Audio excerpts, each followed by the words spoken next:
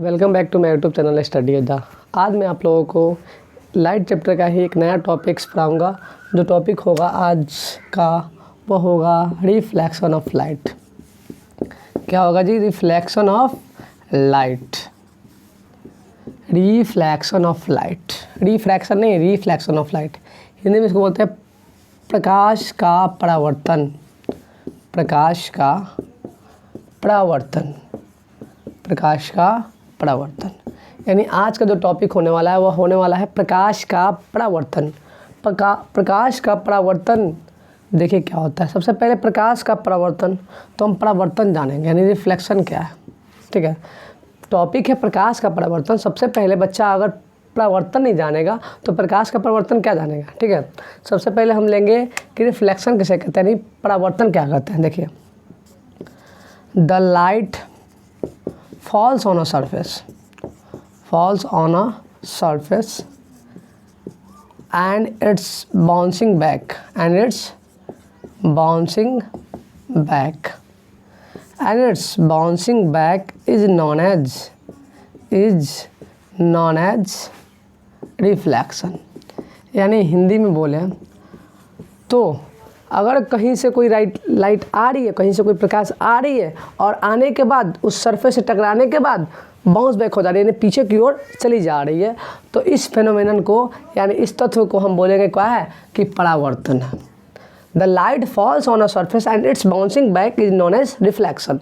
यानी कहीं पे कोई लाइट आ रही है, कहीं से कोई लाइट आ रही है और किसी सतह पे टकराने के बाद, यानी कि सरफेस पे या सतह पे टकराने के बाद पुनः वापस लौट आ जा रही है, उसी फेनोमेनन को, इस पूरे तत्व को हम परावर्तन कहते हैं, यानी कि रिफ्लेक्शन कहते हैं। एग्जाम्पल के लिए सपोज मान लीजिए ये रे है, रे आ रहा है, इस बोर्ड से टकराया, टकराने के बाद क्या हुआ, यहीं से पीछे बाउंस बैक हो गया और वापस चला गया। समझ में आ रहा है? लेकिन कब बाउंस बैक होगा? जब सामने का सरफेस ओपेक हो, यानी सामने का सरफेस क्या हो जी, अपारदर्शी हो, तो लाइट क्या होगा, बाउंस बैक हो जाएगा। लेकिन अगर यही ऑब्जेक्ट जो हो, यही ऑब्जेक्ट अगर ट्रांसपेरेंट होगा तो लाइट बाउंस बैक नहीं होगा। लाइट क्या होगा, आसानी से पार कर जाएगा, क्योंकि ऑब्जेक्ट क्या गया है, ट्रांसपेरेंट। और ट्रांसपेरेंट ऑब्जेक्ट में लाइट कभी भी मतलब आर पार हो जाता है, रिफ्लेक्ट नहीं होता है, टकरा कर वापस नहीं आता है। ठीक है, यानी ट्रांसपेरेंट ऑब्जेक्ट रहेगा तो हमारा रिफ्लेक्शन नहीं होगा, लेकिन ऑब्जेक्ट अगर ओपेक होगा तो रिफ्लेक्शन हमें देखने को मिलेगा। रिफ्लेक्शन का डेफिनेशन हो गया, the light falls on a surface and its bouncing back is known as reflection. यानी किसी सरफेस से कोई किरण आ रहा है और आने के बाद उसी सरफेस से टकराने के बाद पुनः उसी रास्ते से पीछे होकर बाउंस बैक होकर चला जा रहा है, तो इस पूरे फिनोमेनन को हम रिफ्लेक्शन कहते हैं। ठीक है, रिफ्लेक्शन तो क्लियर हुआ कि रिफ्लेक्शन किसे कहते हैं। अब रिफ्लेक्शन ऑफ लाइट क्या है? तो रिफ्लेक्शन ऑफ लाइट बस वही रिफ्लेक्शन का ही एक मेजर पार्ट है। रिफ्लेक्शन ऑफ लाइट यानी वो माइनर पार्ट हो गया है, रिफ्लेक्शन ऑफ लाइट जो होगा वो मेजर पार्ट हो जाएगा। रिफ्लेक्शन ऑफ लाइट यानी प्रकाश का परावर्तन।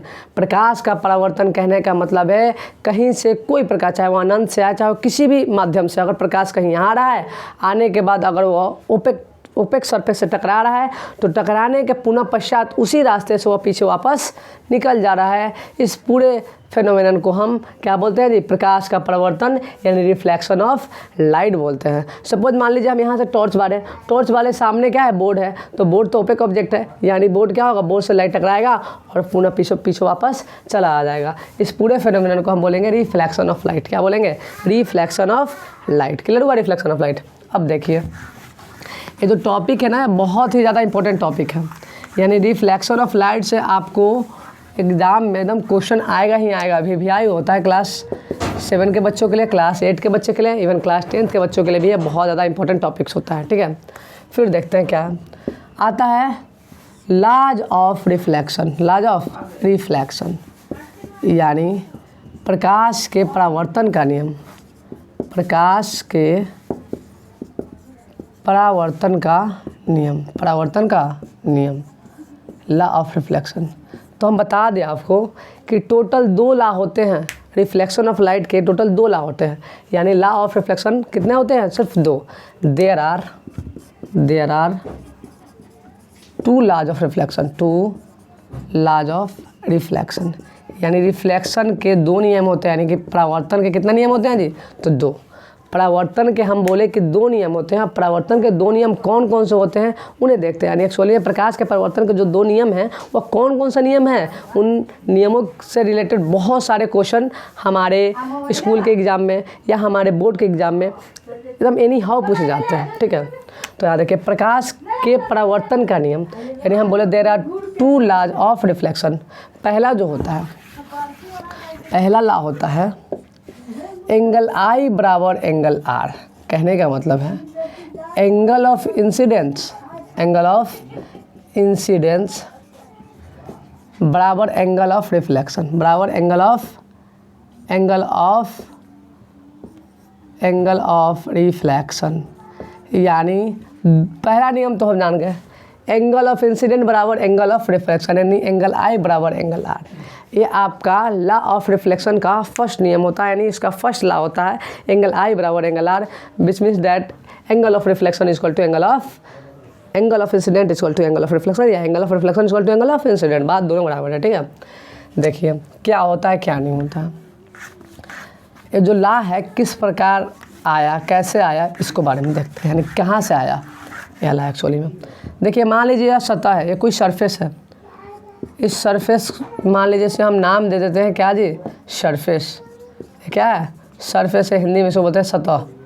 ठीक है, कोई रे आया यानी कोई किरण आई, आने के बाद पुनः आई और इसको सतह मिल गया ओपेक, तो क्या हो जाएगी? टकरा के वापस निकल जाएगी। समझ में आ रहा है? यानी एंगल आई बराबर बीच में जो होता है उसे हम नॉर्मल बोलते हैं। क्या बोलते हैं जी? बीच वाले लाइन को हम नॉर्मल बोलते हैं। ठीक है, यानी ये आपका जो एंगल आया है इस एंगल को एंगल हम आई बोलते हैं, क्योंकि यह एंगल इसी रास्ते से किरण आ रहा है, इसीलिए हम इसको बोलते हैं एंगल ऑफ इंसिडेंट। जहाँ से कोई किरण आ रहा होता है ना, जहाँ से कोई किरण आ रहा होता है उस वाले एंगल को हम एंगल ऑफ इंसिडेंट बोलते हैं। और जहाँ से कोई किरण सतह से टकराने के बाद वापस निकल रहा होता है उसको हम एंगल आर यानी एंगल ऑफ रिफ्लेक्शन कहते हैं। समझ में आ रहा है?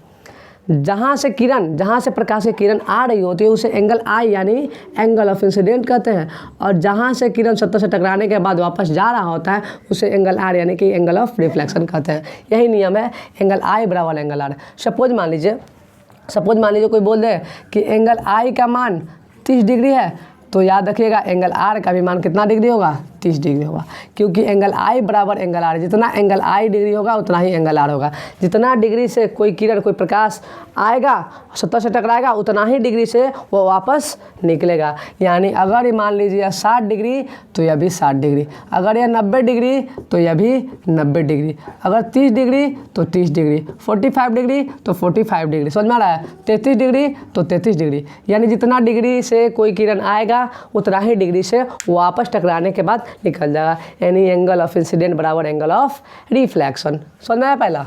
चलिए अब नेक्स्ट देखते हैं, इसी से नेक्स्ट वाला निकालते हैं। दूसरा नियम होता है इसका, द इंसिडेंट रे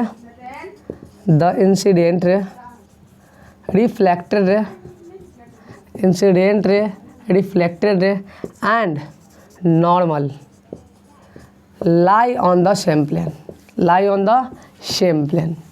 कहने का मतलब है कि इंसिडेंट रे, जो किरण कहीं से आ रही होती है यानी जहाँ से प्रकाश आ रहा होता है उस वाले रे को हम इंसिडेंट रे कहते हैं, और जहाँ से सतह से टकराने के बाद जहाँ से किरण वापस जा रहा होता है उसको हम रिफ्लेक्टेड रे बोलते हैं। ठीक है, और बीच वाले को नॉर्मल बोलते हैं। ठीक है, यानी इंसिडेंट रे टकराने के वापस जाए यानी रिफ्लेक्टेड रे, और normal lie on the same plane. देखिए एक ही सरफेस पर लाई कर रहा है कि नहीं कर रहा है, यानी आपका इंसिडेंट रे, रिफ्लेक्टेड रे और normal lie on the same plane, ये आपका प्रकाश का परावर्तन का दूसरा नियम है। यानी लॉ ऑफ रिफ्लेक्शन का दूसरा नियम है कि आपतित किरण, इंसिडेंट रे को आपतित किरण कहते हैं, आपतित किरण, परावर्तित किरण और अभिलंब तीनों एक ही तल पे आके मिलेगा। यह है आपका प्रकाश का परावर्तन का दूसरा नियम। यानी एंगल आई हम जिसको बोले उसको हम इंसिडेंट रे भी कहते हैं, बिकॉज वहाँ से किरण आ रहा है, जहाँ से किरण आ रहा होता है उसे हम लोग इंसिडेंट रे कहते हैं, यानी आपतित किरण कहते हैं। और सतह से टकराने के बाद जहाँ से किरण वापस जाता है उसे हम लोग क्या कहते हैं, रिफ्लेक्टेड यानी कि परावर्तित किरण कहते हैं। यानी आपतित किरण बराबर आपतित किरण, परावर्तित किरण और अभिलंब तीनों एक ही तल पे आके मिलेगा। ये आपका है प्रकाश का परावर्तन का दूसरा नियम। यानी दोनों नियम को हम जान गए। पहला नियम था आपतन कोण बराबर परावर्तन कोण, यानी एंगल ऑफ इंसिडेंट बराबर एंगल ऑफ रिफ्लेक्शन।